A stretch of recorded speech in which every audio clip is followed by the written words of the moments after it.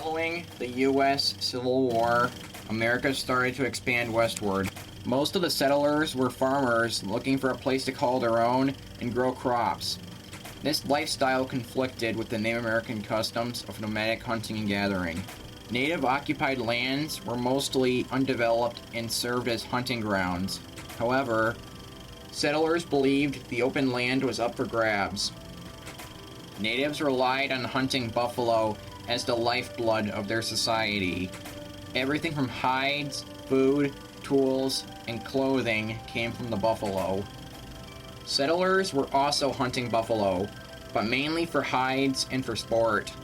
At times, the U.S. Army would even kill buffalo simply to get natives to leave and open up land for the settlements.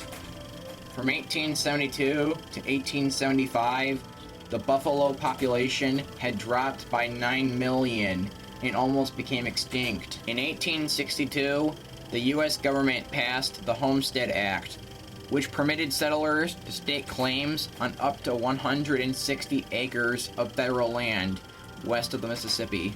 Up until this point, the government viewed the West as one large native reserve, but starting in the 1860s, the government decided to create a system of smaller, isolated reservations. The Army soon came into conflict with over 100,000 natives who resisted this plan. Following several violent confrontations, the government chose to set aside 2 reserves for the natives in 1867, located north of Nebraska and south of Kansas. Instead of moving to reservations, vast numbers of natives decided to wage war against the U.S. frontier. In 1874, the Army battled Cheyennes in Kansas in what is known as the Red River War. By 1870, only small sections of the Great Plains were unsettled. Further west, government agents were unsuccessful in confining the native Sioux to reservations. Many came and went as they pleased.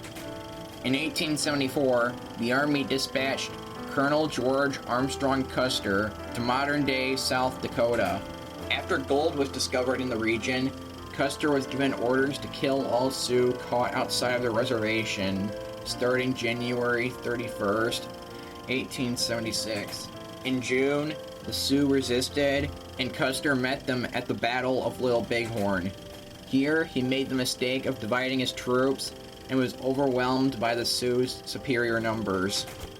The Army soon compensated for this humiliating defeat by waging a war of attrition, which weakened the Sioux people.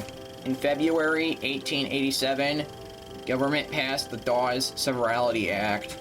The plan was to redistribute reservation land among individuals, hoping that the natives would adopt a life of peaceful farming and assimilate to American culture. Although its initial proponents may have had good intentions, the Dawes Act harmed Native Americans more than it helped them.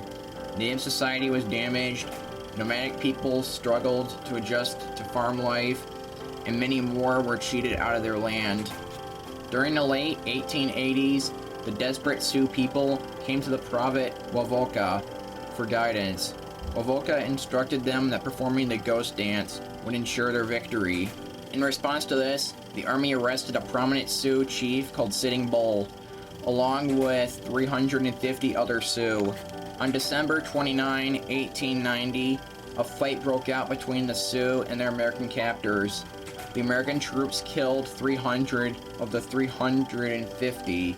This event, known as the Massacre of Wounded Knee, marked the end of any significant resistance to American expansion across the West.